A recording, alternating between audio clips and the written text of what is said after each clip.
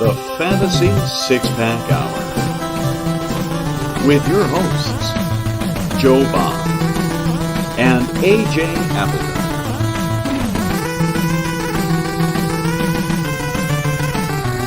Touchdown!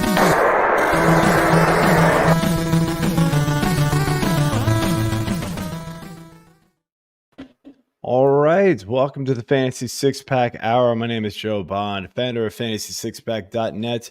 With me, as usual, Mr. AJ Applegarth. Hey, you're not like turning around and getting a drink this time. It's like amazing. You're looking at the camera when it starts. Did that during the intro. I know, I saw. I was like, well, sometimes you do it and then you're not ready. You're still turning around. So, yeah, it's pretty cool that you're Getting good at it now. Hi, right. waving to the camera. Okay. Don't speak too soon. There's still I'm just plenty of giving time you. for I'm the just crack giving you beer. crap. Right here. Okay. All right. So tonight we got a great show. We're going to be talking some fantasy football strategy with a couple of great guests. We'll bring them on here in a minute. But before we jump into that, I want to remind everybody to hit that subscribe button, that like button, leave those comments. We appreciate it. And jump over to FantasySixPack.net, become an all-access member. Now's the time to do it before your drafts. You're going to get access to our award-winning rankings. You're going to get access to the draft cheat sheet. You're going to get access to our Discord, all the members-only channels where you get to ask all of us your league-specific questions. We've got lots of questions in there already about keepers and, oh, man, I'm drafting here. Who should I be targeting? And it's going nuts right now. So it's great stuff. And, if you haven't created your league yet or you're looking to play some more, jump over to Fantrax. It is the underrated platform for fantasy football, in my opinion. I do enjoy it over there, and I especially like their college football format. We did start up my first time we've done a league over there. AJ, me, Mike, and a bunch of other people from Fantasy Six Pack jumped in a league. So I know a couple of the guys over there. They do good work. So make sure you check that out. Go create your free league at fantrax.com/fantasy six pack. All right. Now that I got that all out of the way. Yeah. Let's roll. Do it. Let's talk some strategy. Let's bring on our guests. And first up, Mr. Jody Smith. What is going on, man? Thanks for joining us tonight. Ready to go, man? Yeah, just like what you doing? Like I talked about, man, I just finished an FFPC draft, and it came right up against it here, and it didn't go that well. But other than that, Joe, as you know, this time of year, we're super, super busy, and that's what I've been doing pretty much multiple hours of the day, sitting here in my new chair, and these are the happy times. Yeah. Busy times. Happy times, but busy. Absolutely. So next guest waiting in the back room, Casey Kasem. Hey. How's it going? It's going. It's going pretty well. Glad to have you here. So all right. So I think how we're going to do this show is, AJ, you're going to kind of lead the forum per se, whatever you want to call it. Be the moderator. Let's go. Yeah. I will say I also just recently got this chair, and it is magnificent. I need a new chair. Mine keeps going. Yeah. I'm using a kitchen chair, like a wooden kitchen chair, and I put like a pillow on it. I need a new chair too. You need to. I'm going to end up like rocking back and forth. I do now. You got like the old. I'm apologizing ahead of time. Yeah. I'm so jealous because I'm like so self-conscious about how squeaky my chair is. That's like my biggest thing when I'm podcasting. It'd be any squeaker than the Mike LaPlante. True. This thing's it's not squeaking anymore. The first couple shows, oof. There's a little break-in period needed to happen there, but like you guys, I had an old kitchen chair before. Yeah, and then right from what I'm using. That's what he's using. Yeah, the kitchen chair I hear is all the fad right now. Well, I came in here to update a projection like right around my birthday, and I didn't realize it, but my kids had assembled this nice chair for me. And I came here to sit down. I was like, what the hell? Because it was up high and it had arms. Oh, wow. Yeah. The only thing I don't like is these arms are like super movie. But anyway, I digress, and I've thrown us off the rails already. So Joe's great start. Joe's like arms on chairs. I'm sitting in a kitchen chair. I mean, I have arms on my body. That's about it. First 3 minutes of the show. It's going to happen at minute like 7 or 8 anyway. It always happens. We're good. Right. It's great. We're right on schedule. Exactly. All right. So the first thing we're going to do here is just go through some general strategy questions. And what Joe and I wanted to do here is let's just make it simple. We're going to assume this is kind of a standard league setup. So we have 1 quarterback, 2 running backs, 2 to 3 receivers, 1 tight end, 1 flex, and we're again assuming like a snake draft here. So, Jody, we'll start with you. What's your general strategy when it comes to drafting and constructing, a good roster? Well, I'm an old school guy, so I'm still a believer in value-based drafting. I kind of like to let things fall out as they may, and I'm able to take advantage of it. But in order to have a successful strategy that way, you need to have wherever you get your rankings. Now, the advantage I have obviously is that I build, like Joe, I build rankings, I play with projections and all that. So I mean, it gives me really an added advantage. How these things are going to go. But by and large, what I'm doing is I've got tier-based rankings, and I'm just being flexible with the draft. I mean, typically this year, especially in a format, I mean, most formats now you're able to at least start 3 wide receivers. So I've been a big believer in getting that anchor running back, or maybe even going with you or running back, just because I don't really like the way running back kind of dries up in, round 4 or 5 areas. Mm-hmm. So other than that, in a league, like you just said, in a more standard league, I'm generally ignoring tight end until later. I'll just sneak value. And, it's emphasizing wide receivers. And again, this year, more so than any that I can remember recently, it feels like quarterback is extremely deep. And so to me, that's just a position where I'm waiting. So, I guess, if this is what you're looking for, I'm hoping by about round 5, I've got, if not 4 receivers and 1 running back, 2 and 3. Okay. Yeah, I'm kind of the same way. It's funny you bring up the quarterbacks thing, Jody. Like, I was on the RotoWire marathon thing with Jim Coventry, and I talked about like how tight ends deeper this year, and I know we say it every year, but like it is legit the deepest it's ever been. But like last year we were talking like with the quarterbacks, how man you had to go get one of those top studs, and it's like, I mean, how many dudes came from like undrafted to now they're like being drafted in like the top 10, top 12 this year. It's like it's amazing how it's just changed like that. And I'm like, I'm the same way with you, man. I'm not paying the premium for the Hurts or the Allens, in a standard 1 quarterback league. But I just can't do it. But I'm totally with you on the value-based drafting. I'm kind of old school that way, and I'm kind of old school with like I need a running back. Like I gotta have at least one that I can just trust. I can't. I'm not a 0 RB dude. I can't. It's hard for me to fall into that. Yeah, Casey, what about you? Not fun, but I mean, with me, the value-based drafting thing has been a thing that I've like learned over the years is something that works pretty decently for me, and I stick with it because I mean, it works pretty well, But yeah, in a 1 quarterback league, I'm not drafting a quarterback as early, but if they do fall to me, because I've found that to be happening, then I will maybe just pull the trigger on a quarterback because the value's there. If the value's not there though, I'm really about getting one of those running backs who can do it all and can get you the valuable points that you need, because once it falls off, it falls off. I don't want to be in that position where I'm stuck with running backs that aren't going to produce constantly. And so, and same for tight ends. I'm kind of that camp of like tight ends don't matter that much, even though they do, especially in tight end premium leagues. But if you don't get one of those top guys, then the rest of them are basically in that same category. You've got to kind of just pick and choose and hope that you get this boom or bust guy that can boom more than bust. So that's kind of how I go with it, value-based and tier-based as well. Yeah.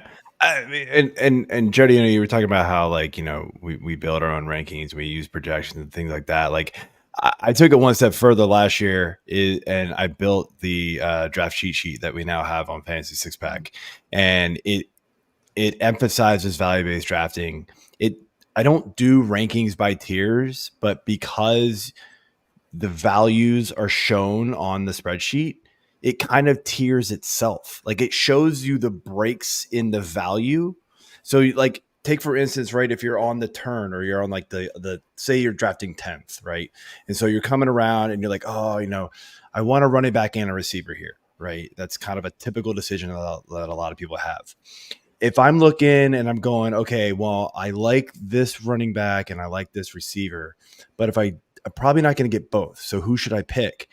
If you're looking at the sheet, there's like a group, like the values will be grouped together for one of the positions closer than the other one. So okay, if I miss on this guy, so say the running backs are closer. If I miss on my running back target, the guy I really want, then the next guy isn't that far off. It's okay. I'll live. But if I miss on the receiver, then the next guy's really farther down. So I'm going to take the receiver first. That's where like the tool, helps with the value-based drafting, in my opinion. And it's just really helped like teach me more, building the tool taught me more how to use that strategy even better. Yeah. I mean, it's a great segue because obviously our next question is draft tools, and I mean we've all kind of touched on it so far. Casey, as far as the value-based drafting and whatnot, like, are there any specific draft tools, cheat sheets, or this site's rankings over another that you find yourself gravitated to more than others, or is it more of a gut feel? No, I do look at major sites and what they have, just because like in my home league, for example, it's going to draft differently than if I'm in a league with people that play fantasy football like it's the only thing that matters in the entire world. So I look at different. Is it not? I mean, it is for me, but none of my friends feel the same way. So, you have to deal with what you got to deal with. But like, yeah, I'll look at tools. I'll look at different trade calculators. I'll look at Dynasty Trade Calculator and just see what values they so if I'm kind of deciding between certain things, it'll kind of push me over the edge on one or the other, just to kind of make me feel better about how I decided, to go about things. I'll look at, things like Dynasty Daddy. He was at the Fantasy Football Expo. He's got a bunch of cool tools over there. And I'll look at all the different, just try to look at as many different places as possible. And I'm just that kind of person that likes to have so many different options where I can, okay, do I feel good about my decision in the end? So having all those different and kind of weighing what my options are, that's kind of how I go about that. Okay.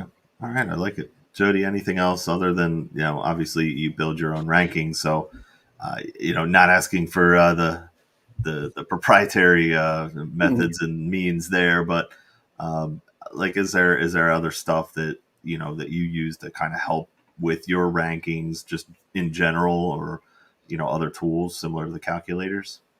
Well, I would recommend to people, if you've got time, if you're watching this podcast here, a week or even a few days before the season starts, you're probably obsessive about this kind of thing. So I would recommend that people accrue a bunch of different sources, maybe even build their own spreadsheets. By building that, you're going to educate yourself, and you're going to be more familiar with depth charts, and you're going to be more familiar with values and where tiers drop off, who players, the backups, all that kind of stuff. It really helps. Another thing that can be helpful when you're going through a draft, if you're really close on guys, pull up a strength of schedule tool.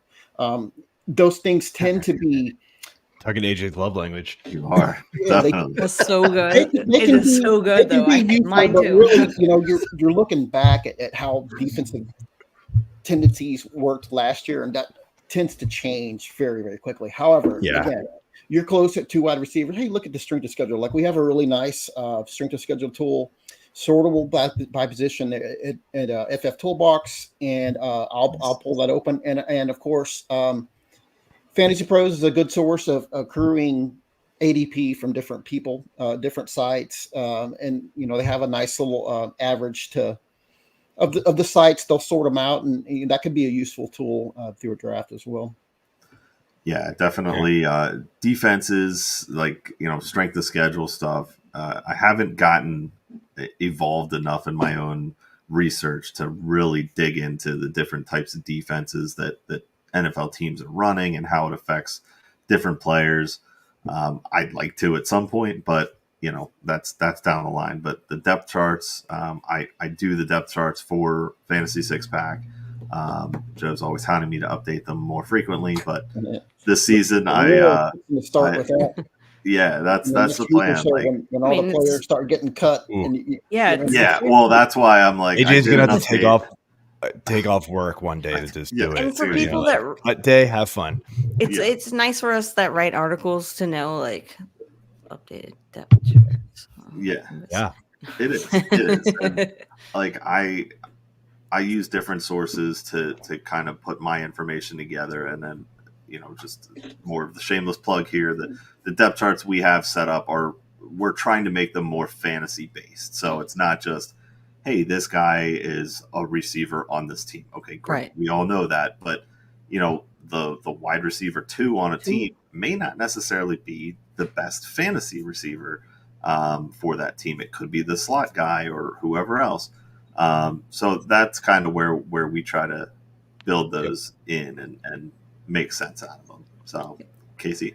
That's awesome. I because as a person who for a long time didn't pay attention as much as I probably should have to fantasy football, knowing like, oh, you can play a wide receiver 2 over this guy, or you can play this guy over another. Yeah, the matchups and everything. It's awesome to see. Yeah, and then strength of schedule, like you said, it's something that I weigh into with my draft picks.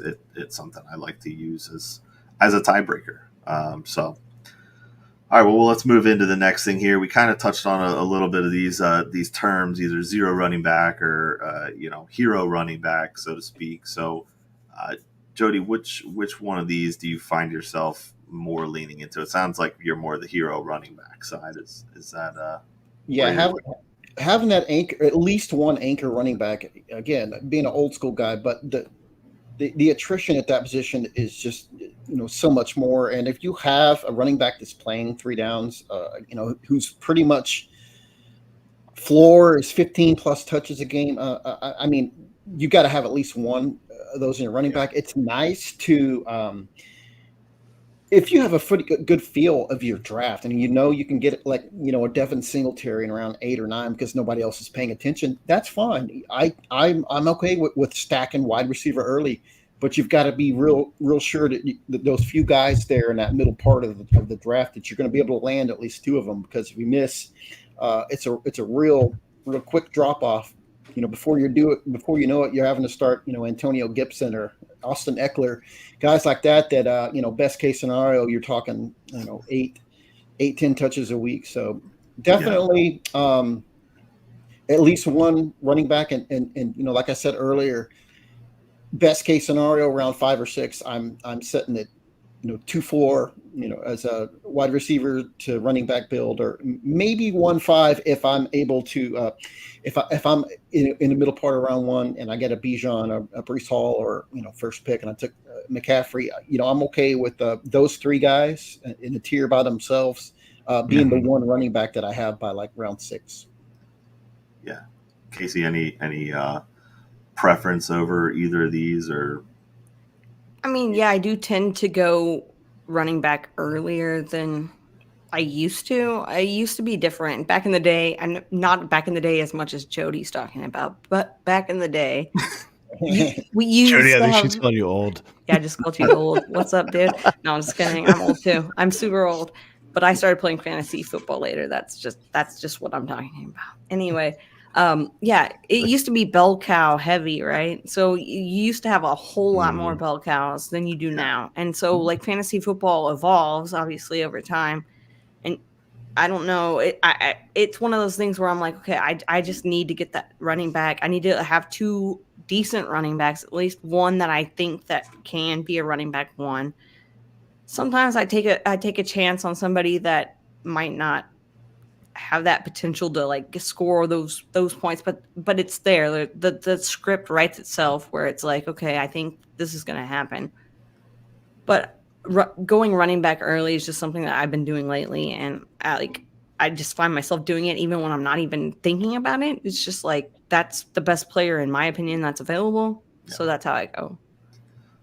Joe, anything to add on either of these topics or different? Yeah, I mean, I think I already kind of said I'm more of a hero running back now. Of course, I'm going to be flexible, and the draft falls to me a different way. I'm going to do it. I very rarely will switch to 0 RB though. To Jody's point, like it's hard to find guys later, and even with hero running back, but even more with 0 RB.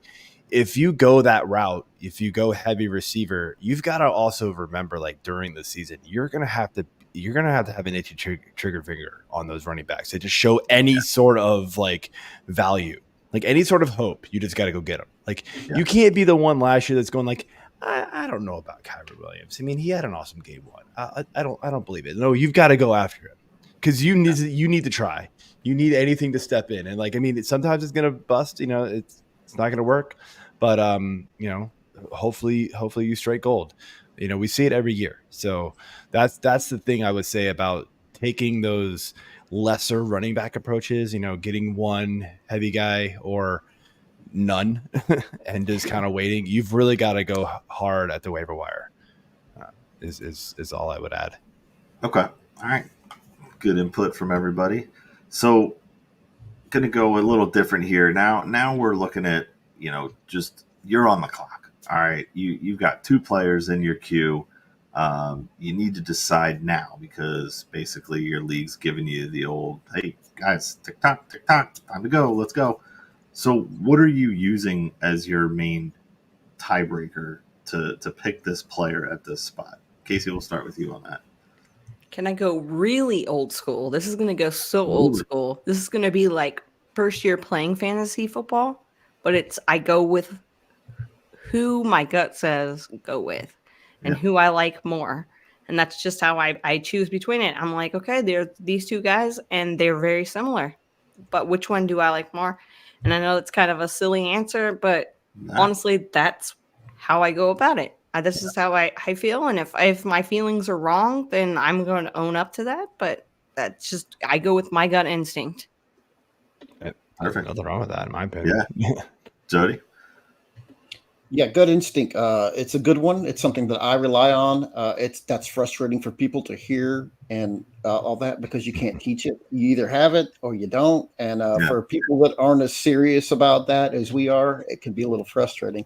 I think in that scenario, you got a couple people that are equally ranked. Yeah, I'm looking at what's the depth of my position. To ask the question, I think maybe you're pretty fairly even. But if I'm feeling like wide receivers drying up, I'm going with the receiver. Or if running back, there's a lot of depth left at running back, I'm going to go the other direction. But if the players are even and all things are being even, another thing I might look at is if I'm on a turn, I might sneak over the other team's roster and see what they're looking at. Like if he's already got 4 running backs and 1 wide receiver, he's not taking the running back, right?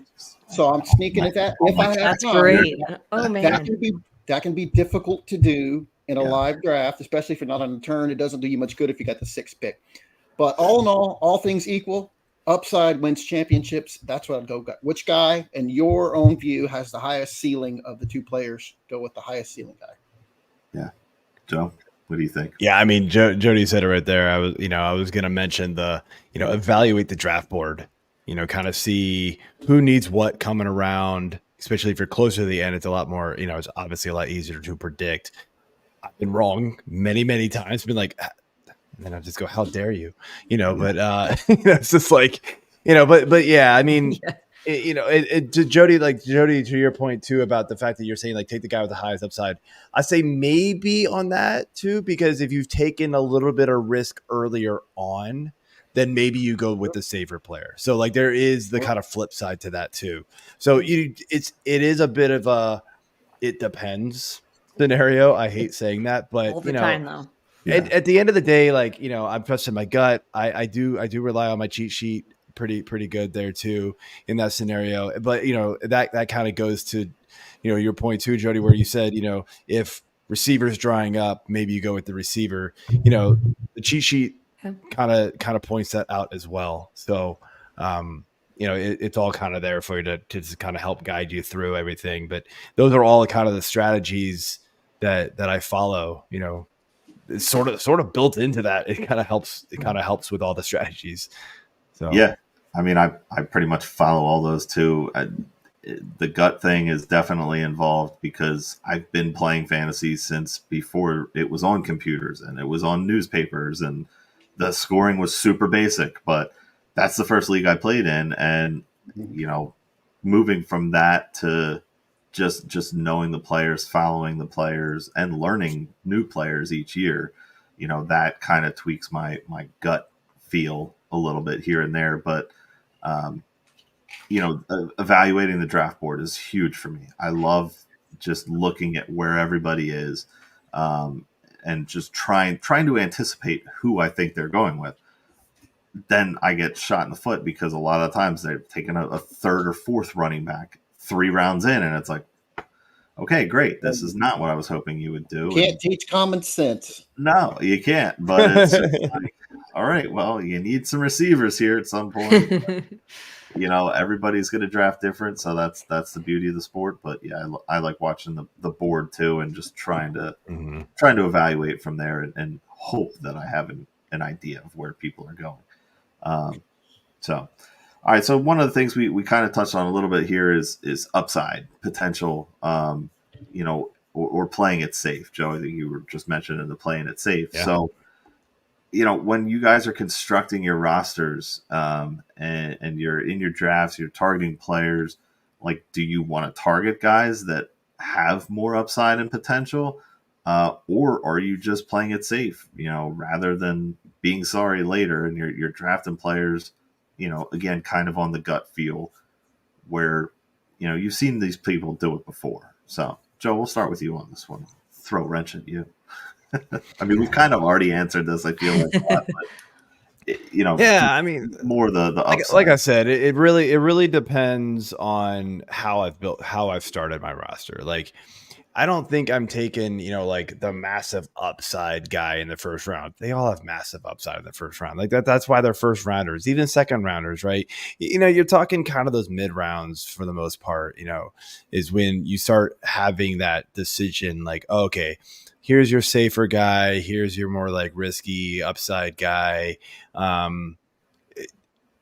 think it's a big, how safe and comfortable do you feel with your roster ahead of who you're deciding to take a risk on as far as upside? Because a lot of times those upside guys, they'll totally bust. They're the ones that just flop on you.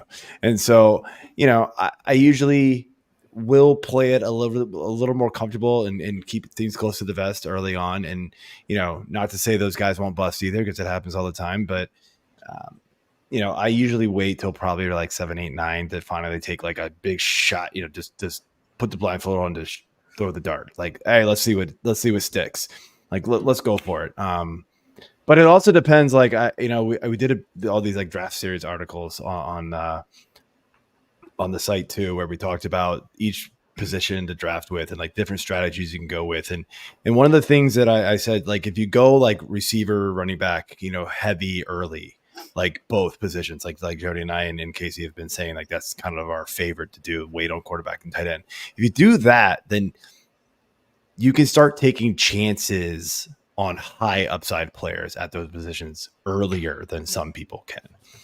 But if you go after a quarterback and a tight end early, one or both, then you might have to play it safer because you need reliability at those positions because they're your starters. There's some people that are just going to do that and they go for all the high upsides.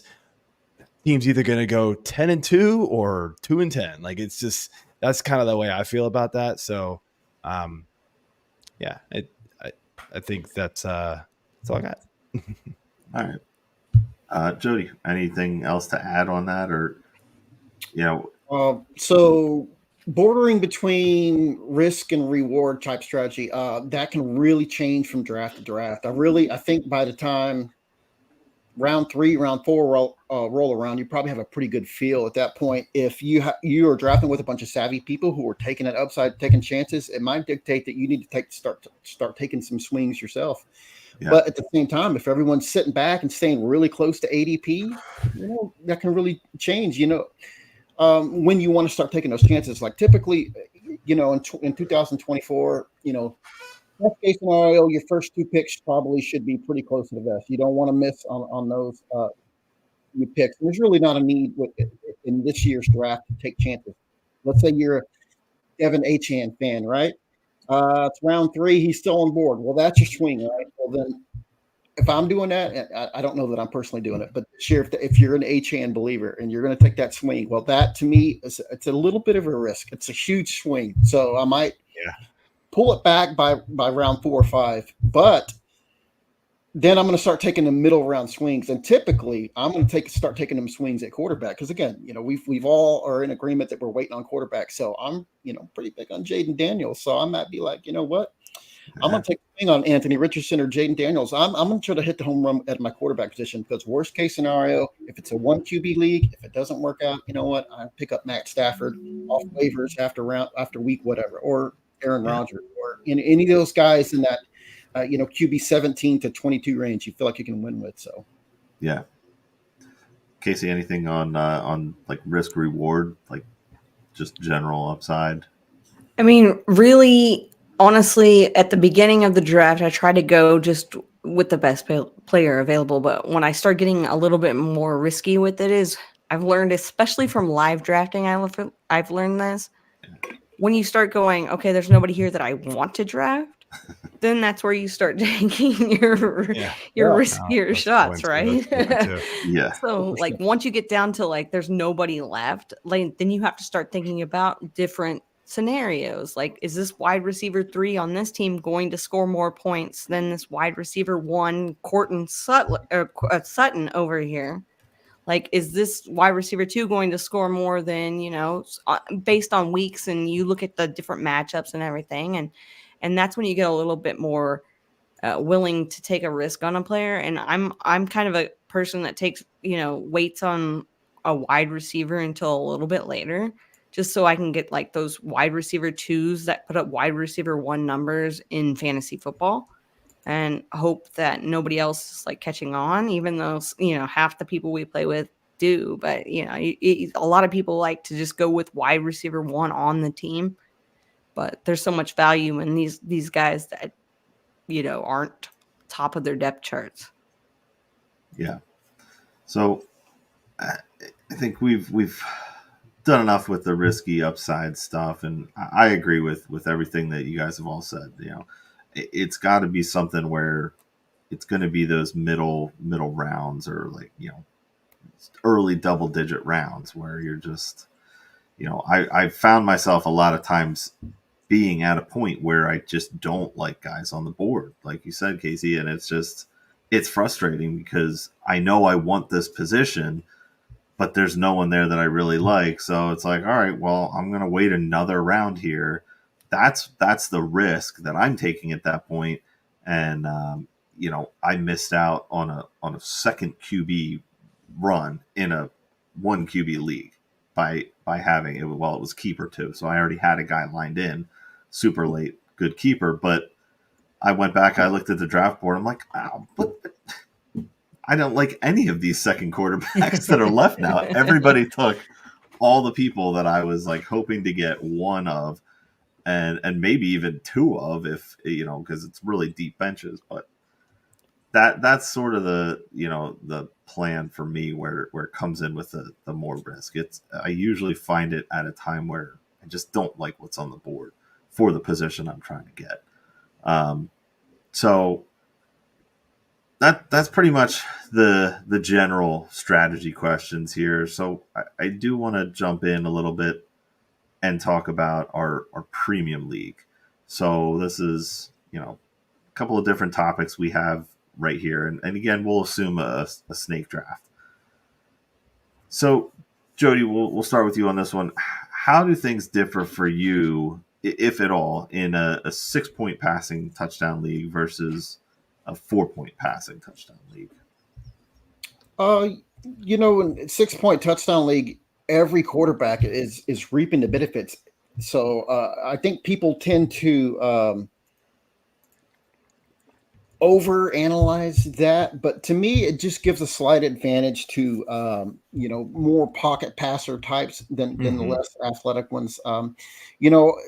A healthy Kirk Cousins, a CJ Stroud, these kind of guys, you boost up a little bit. You may even take Brock Purdy, Trevor Lawrence can run a little bit. A Jared Goff, he's not somebody that runs much. These are the kind of guys, higher touchdown passes, typically lower interception. You can move them up a spot or two. I actually like 6-point touchdown leagues. You guys talked about old school. Boy, I created my league in 91. I used to steal the sports page at my bus stop. So that's how I would accumulate scores, because I had no other thing. I was a kid back then. I didn't know what to do. But I like 6-point touchdown leagues. It gives a little bit, of a bonus to quarterbacks. But like I said, that's the caveat. It's not necessarily helping the more athletic guys, the guys that are going to throw 15 to 19 touchdowns, and they're banking on their legs, more so than the pocket passers. Yeah. Casey, what about you? Any difference of how you look at these? No, I mean, it's basically what Jody said about pocket passing and everything. For me, I don't put too much weight on it, just because I'm one of those people that plays in a league that's one over the other for most of my leagues, so I don't have to think too hard about this position. But yeah, basically what Jody was saying is dead on when it comes to that. All right, Joe, anything to add? I got nothing else to add. That is perfect. That's exactly what I was thinking. Yeah, pretty easy for that one. So. All right, well, Casey, we'll start with you on this one then for Superflex. This is obviously where we're looking for that 2 QB range, and where do you look to get your second or third QB, or are you just willing to wait and see what happens? At this point in time, there was a point where I would wait, but now I've been burned so many times that I'm like, okay, at least get that first quarterback early. I'll wait on my second sometimes if I'm like a Baker Mayfield fan for some reason. We don't know why. Maybe he's there and he's going for a decent price tag. I'll wait on these guys and maybe get like 2 guys, maybe like a Derek Carr as well or something like that, just if I need to. Superflex, obviously, like I want to get 3 or 4, in my opinion, guys at least that have upside, even if they're rookies, where you're like, I'm not sure about the situation, but I have to get a quarterback early now. And I used to not be that way, but now I feel like you kind of separate yourself if you do that. Yeah. Joe, any thoughts on the Superflex? Yeah, I'm definitely go get one of your, with one of your first 2 picks, you've got to at least get your one guy. Now, if you're at the tricky part is if like you're at the turn, right? If you're at like the 12 of 12, the double tap, that's always because there's so many good players sitting there. It's so tempting. Yeah. And just like Casey, that's great. A couple years ago, I think it was Biscuit Bowl. I was at the 12. I took a quarterback, and then I was like, oh, they'll come back, right? There's so many good players. The scoring was like favorable to like positional too, to like boost them up, to like not make people chase quarterbacks. Oh, I was left with nothing. I was like, what just happened? I was left with like QB 25 as my QB2. And I'm like, oh no. I'm like, so you've got to know your league. But I mean, I'm still more in the camp of like, go get the one, take the value of like, I mean, who knows? Like, I mean, now who knows what's happening with him, but like Jamar Chase, right? Like the value of like a Jamar Chase or like even a Bijan falling to at like 112, like that's massive. Cause your second quarterback at that point is probably like still, at best, like, what are we thinking? Maybe just Jordan Love, and that's fine. But Jordan Love and whoever you can get, hopefully like 12 quarterbacks later, maybe the difference in scoring isn't so drastic. So I'm more of the wait get some value there. If I've got the early pick, like the 1-1, it's definitely get my quarterback, and then on that next turn, grab my second one, because calling back all the way around to the 4 or 5 turn, you're just going to be screwed. So usually with 2 of my first 3, if not 4 picks, I've got 2 of my quarterbacks. Very rare am I waiting longer than that. Yeah. Jody, anything different, or are you right on board with that? No, it's about the same. You could argue that the first 6 picks of a SuperFlex draft should be quarterback. The dream scenario for me, Joe did a pretty good job talking about what he would do late. I think the dream scenario for me would be to have one of those first 2 to 4 picks, preferably like I just had with I took Kelsey at 2. Dream scenario for me is if people aren't emphasizing quarterback as much as I'd like, you can come back on at the end of round 2 or the early part of round 3 and grab, the upside, the Jaden Daniels, maybe. It's the second or third time I've talked about him. Like I said, that's a dream scenario. You're able to start off with, one of the top tier quarterbacks. You're able to get a whatever position guy at the end of, say round 2, I don't know, Puka Nacua, one of your anchor running backs, whatever. And if Daniels is there to start at 3, that'd be like the happiest SuperFlex draft I could have, because I'd have that anchor stud quarterback, and then I'd have the super intriguing upside massive QB2.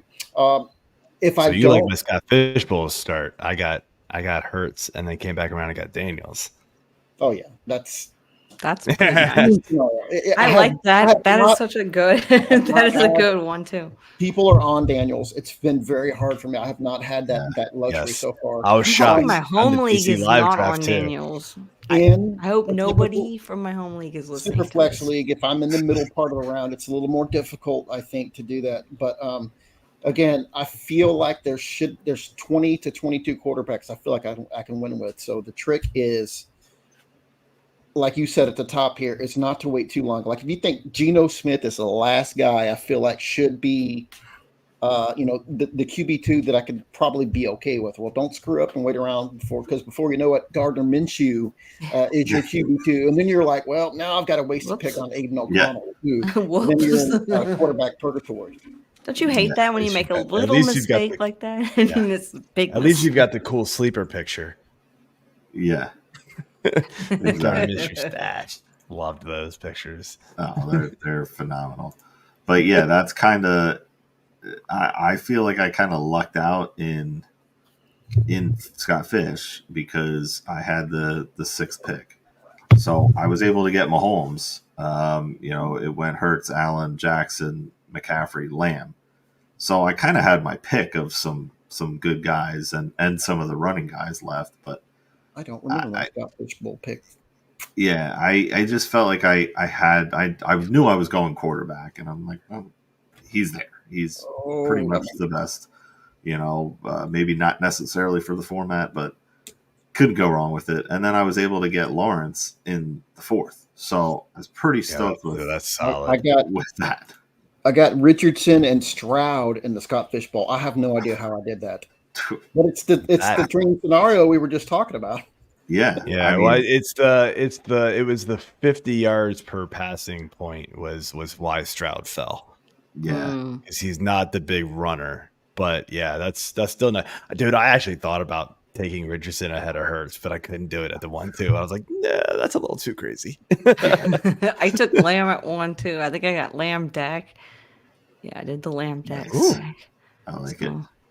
I was hoping for the Mahomes Kelsey, but he went 2 picks before me in round 2. I wanted that too. I was really looking at that as a scenario, but yeah, I didn't think it was going to happen. So I don't know how you ended up with Stroud and Richardson, because Stroud went 1-7 and Richardson went 1-9 in mine. I'm gonna have to look later and see, because I feel I drafted in Houston, so I'm sure Stroud went. I know I took Richardson in the 1st, so Stroud went all the way back. I think I picked right in the middle. I think I was the 6th. I intentionally sign up to be a 6 or 7 at every draft if I have a say so in it. Yeah, nice. That's nice. Funny. So this is not on the board, but for SuperFlex, it's just kind of my own ad lib here. But if we're, obviously we've talked about where we want to target these guys, but in a SuperFlex, are you finding yourself going for more of like definitely getting a running quarterback as your first one, or are you kind of adverse? It doesn't really matter for you. Casey, what do you think on that? I want to get a running quarterback. That's my ideal goal. But it hasn't seemed to be working out for me as well as I want it to. So I just try to go for a quarterback in a high passing offense, somebody that like I brought up Dak earlier, but somebody like that has an offense where he's got multiple targets and multiple people he can get that ball to, and I wish I could get. I think, like I was bringing up my home draft, I think this weekend when I do my home draft, I'm definitely going to be targeting those guys that can run and pass. Like that's my primo want. It just hasn't worked out. Yeah. Based on where I'm drafting from. Yeah. Jody, any thoughts on that one, or just? It depends on where I'm picking. I don't think I'm putting any less or more emphasis on the running quarterbacks. I will say they're more likely to get injured, so that's one thing to keep in mind. But the thing is to make sure you're paying attention to your bye weeks. Do not take two quarterbacks in the same bye week. That basically forces you to have to spend a third pick on another quarterback, and then again, it's okay if you take a third quarterback if the draft falls that way, but when you're forced to, then that's, and you got to do it early when you're forced to also. Because there's more than one person forced. You're forced to do it too early, and then your draft starts falling apart. Yeah. That's kind of the thing that I try not to do is fantasy football. I'm always staring at bye weeks and trying to even out my bye weeks on my teams.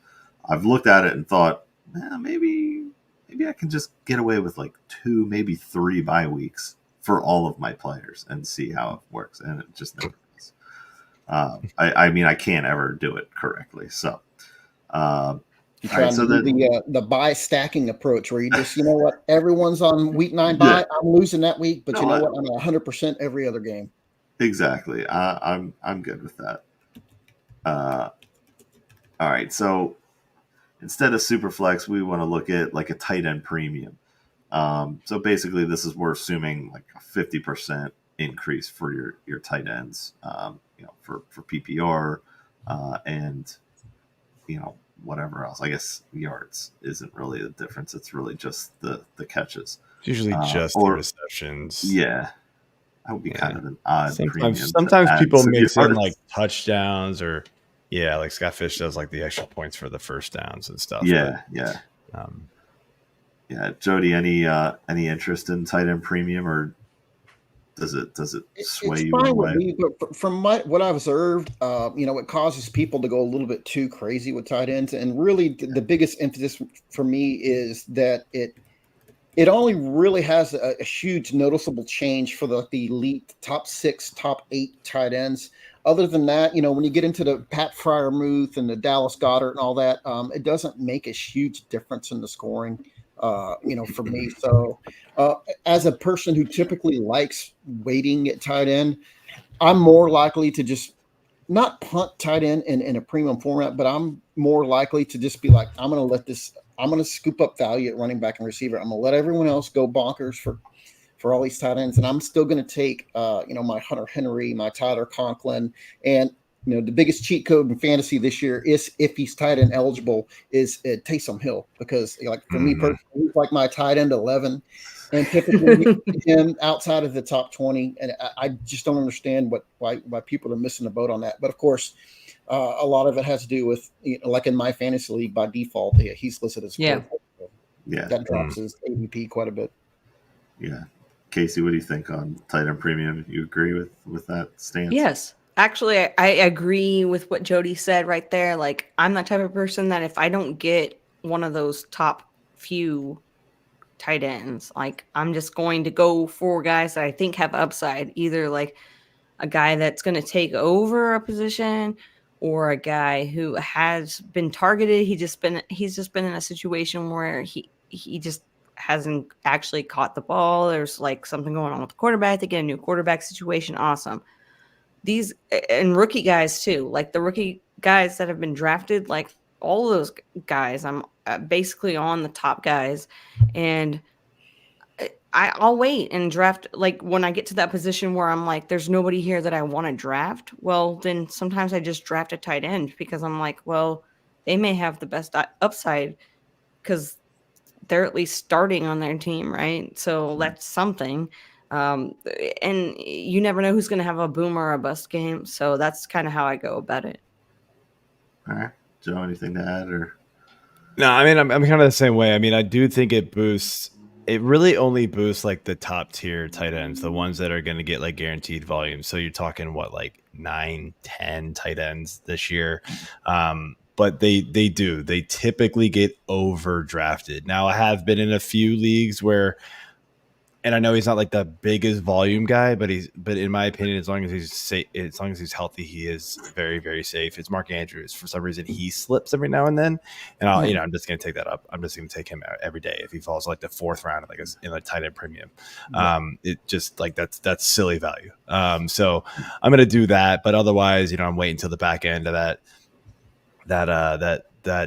tight end 1 tier and just trying to snatch one of those guys up. But I mean, I've seen people try to like stack tight ends and tight end premium, and you're like, nah, like they're not that good. Like they're still tight ends. They're still tight ends. They're not all going to be. They're not all going to be Travis Kelce. What on the scale of like wide receiver, running back? Like it's an interesting theory. And most of the teams that I've looked back at, people that had the guts to do that, to stack tight ends, they almost always are not playoff contenders. But I'm sure that some have done so, but not me. I'd rather load up at running back and receiver and take my chances. You have to hit so many other good players, and I'm sure somebody does. Of course, it works out. So that's how the whole like gets spread around. Like we should try that. No, don't try that. I personally would not suggest trying that.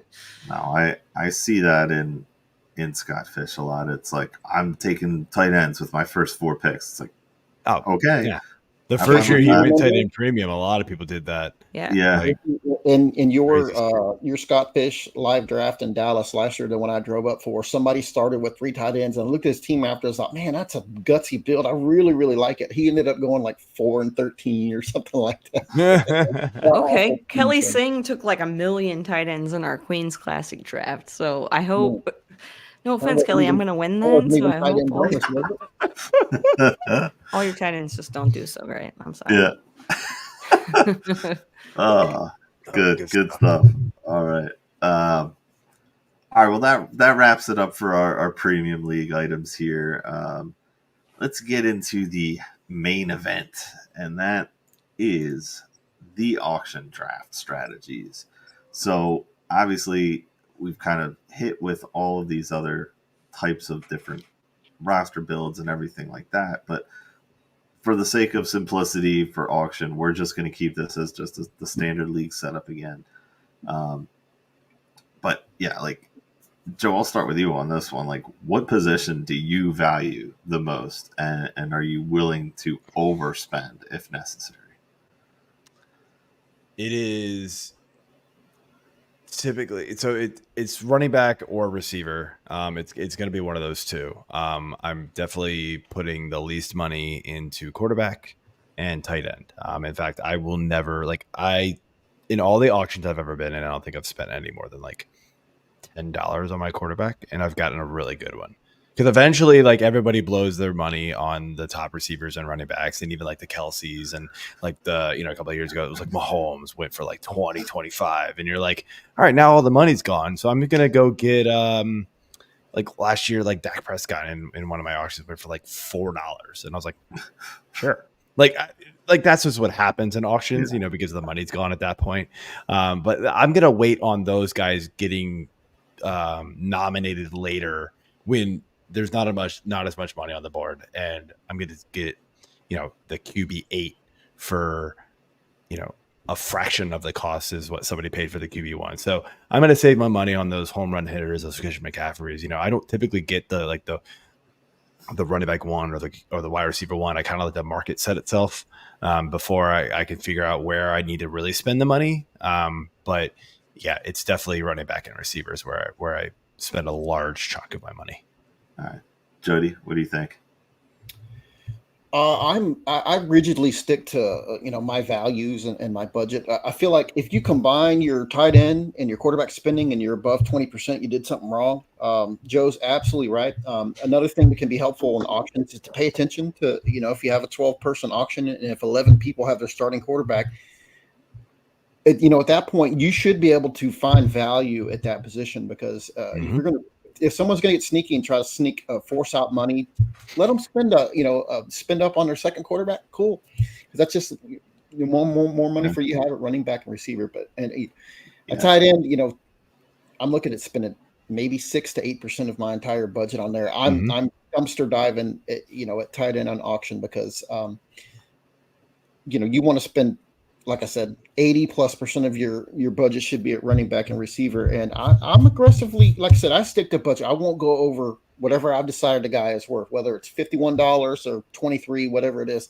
I'm generally rigidly sticking to that. And I'm willing to, Joe is absolutely right, because typically in the middle part of an auction, after things have kind of settled, that's when you can start aggressively sneaking in values or whatnot. But sometimes being a little aggressive early will allow you to get a Christian McCaffrey for $4 to $6 under budget because people are still trying to feel it out and wait it out. But to me, like I said, and if you're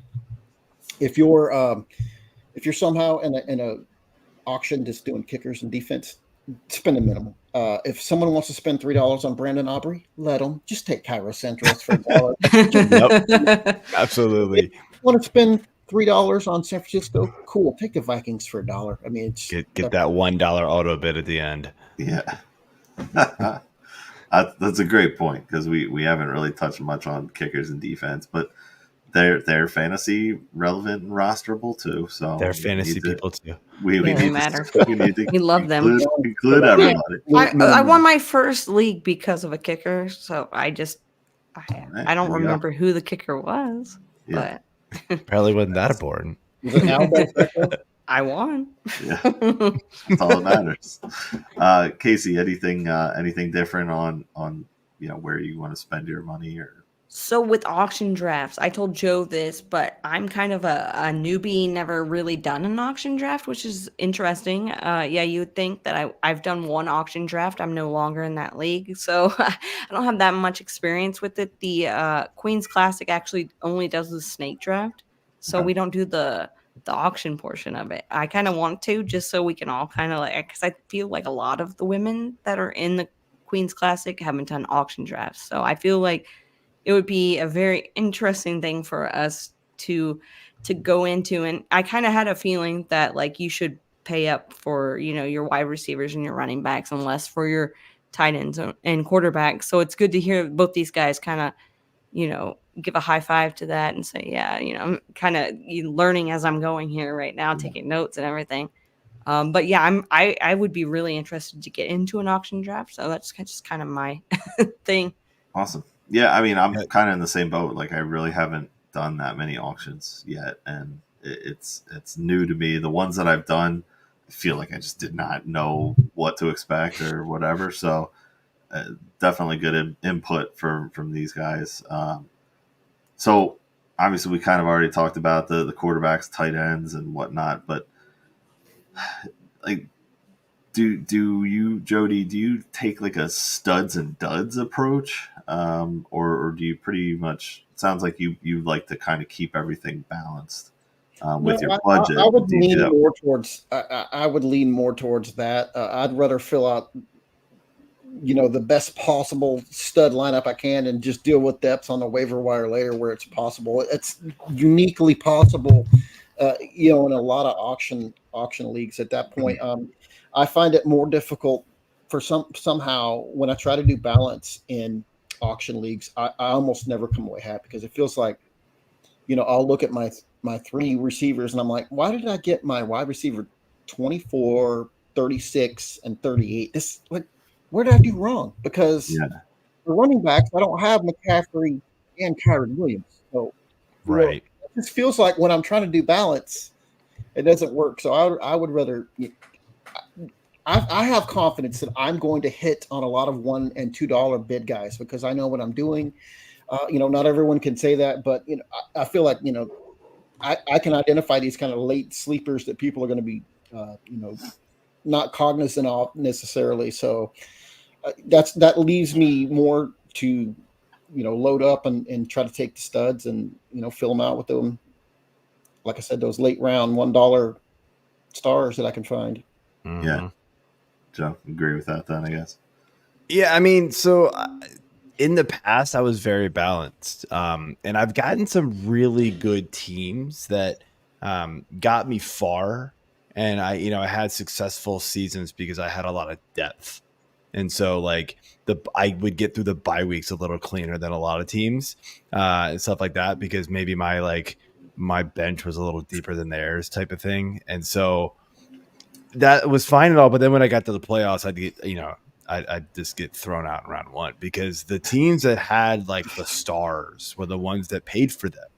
And you at least need, in my opinion, a couple of those. You don't need the McCaffrey. You don't need this year's CeeDee Lamb, right?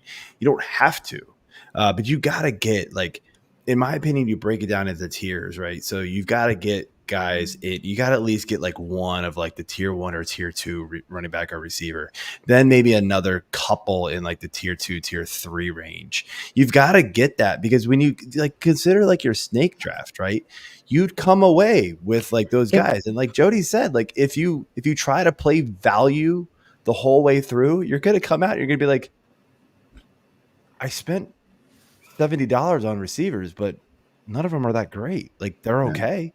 But like, what did I do? And I've done that before. I've definitely done that. You're like, oh, I got all this value. I got, I went under budget on everybody. And you're like, oh, there was a reason why.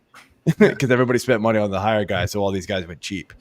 And that's so what's my excuse for snake drafts when I feel like that? And there's no actual. You're using the wrong rankings. No, just kidding.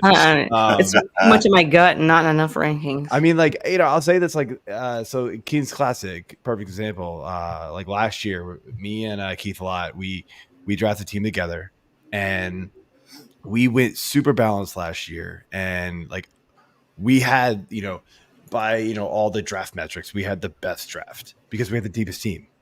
And so like that's what it was, and we did pretty well in the auction league.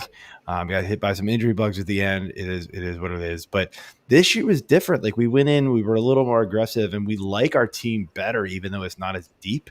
And we actually did. We got CeeDee Lamb. It wasn't playing, but he went undervalued. So we were like, we're gonna keep bidding until it hits his value, and we got him for like $3 under his like max bid. We were like, this is great.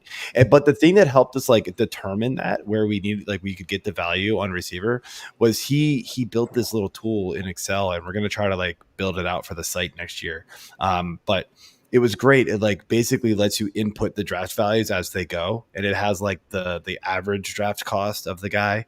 Then it has like their max, and then it will adjust based on how the draft is going, because then you can see like how the room is playing the positions. And what we noticed really quickly was running backs were being overvalued.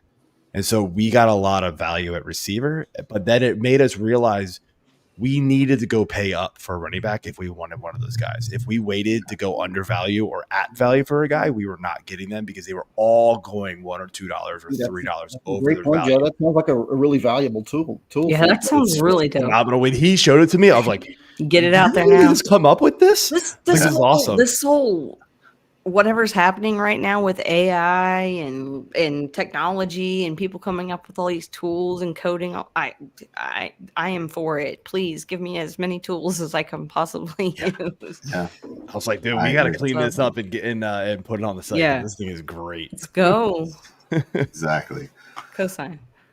All right. So that's our auction talk then, unless anybody has anything different or other pointers for auction. I think we've covered that. But so we've got a couple of last ditch questions here that we want to get out. And they're more of, I guess kind of the first one's more of like a fun one. So Casey, if you could pick your favorite spot to draft from this year, which slot is it and why? My favorite draft spot would probably be early, but for some reason, that's never where I actually decide that I want to be whenever it's time for me to pick. So I like to go like at like 7 or 8, where I'm like, okay, well, I have a decision to make, and if I make the wrong decision, it's not as bad as if I made that decision at pick number 2. So that's kind of me, but I would prefer to pick early just so I can get like one of those stud guys. So like 3 is good, just so like that who's going to be in the top 3 or 4, and you kind of just like by process of elimination kind of end up with the guy that you end up with, and I just hope that it works out the way that it's supposed to. But I mean, you can't really go too wrong at the beginning of the draft. Yeah, fair. Jody? Oh, I'm going to always pick the 6. I don't like getting stuck behind long runs. If I have to be in a snake draft, I'm either going to pick 6th or 7th every round. And this year in particular, it pretty much guarantees I'm going to get either Breece Hall, Bijan Robinson, Jamar Chase, or my favorite first-round pick, who I never get enough, and that's Amon-Ra St. Brown. So I'm guaranteed one of those players. I'm totally happy. Come back and like I said again, the biggest thing to be in the middle is not waiting out the long runs or position scarcity dries up really quickly. Yeah. There's always 12 picks between you and the next one. that is right. 12 or 11. Keep in mind. Yeah, I'm kind of in that 7-8 range, so pretty close to Jody. Like this year, like it's different every year. It's kind of however ADP and the board's falling out and rankings are kind of falling through. But I like that 7-8 range. Again, it's like kind of that same grouping of players, Jody, that you're talking about. Like one of them is falling to me, right? It's sometimes Amon-Ra, sometimes it's Jefferson. I've seen Bijan fall that far too in some drafts. It's nuts to me, but like worst case scenario, I get like AJ Brown, man. Like, oh, okay. And then I get to come around and like if I take the receiver, I'm hopefully looking at like now his ADP's climbing, but earlier in the draft season it wasn't. But like Jonathan Taylor was sitting there around that range. He's going up now though. But Saquon could be coming back to me. If you like Kyron, he's there. But like you can kind of get a guy like in that range still that is a good like pairing to go receiver, running back, or if you go running back first, running back receiver, like that's where I feel like it's a really good start there. I love starting at like 7 or 8. Maybe that's why I go there. Because it does feel nice to be able to take a wide receiver and a running back that are like pretty solid. Yeah, I that's pretty much where I've been in all of my drafts so far this year. Is kind of in that like 5 to 8 range. But Casey, I'm with you. I like being early and being able to just lock in that number 1, or 2 running back. And then I've got my hero running back at that point, see where the turn falls. And, again, just looking at the draft board, seeing how it falls, coming back around to me for my next 2 picks. Like that's part of why I like being up there is just, and this is obviously a non-third round reversal, but being able to get those next 2 picks and stack either, 2 really solid receivers right off the bat, or get a second running back depending on who's there, and a top tier receiver. So that's kind of where I'm looking at it. So the last one we have here is if you could give one piece of advice when drafting to someone paying attention to the show, hopefully, what would that be? Jody, we'll start with you on that. One piece of advice, Casey brought up a great point earlier of following your gut instinct and all that, but your main piece of advice would be to only, make sure your cheat sheet, your rankings, whatever, are updated, a reliable source, and be adaptable and flexible during the draft because every draft is different. Don't have a rigid plan that says I have to start wide receiver. That'll take my running back in round 3 because you know what? Everything can be so different. If the entire first round is all running backs, that throws that off. So be adaptable and be flexible, and like I said, make sure your rankings are up to date. All right, Casey. Go to fantasy6pack.net and get your rankings. I love it. They're up to date.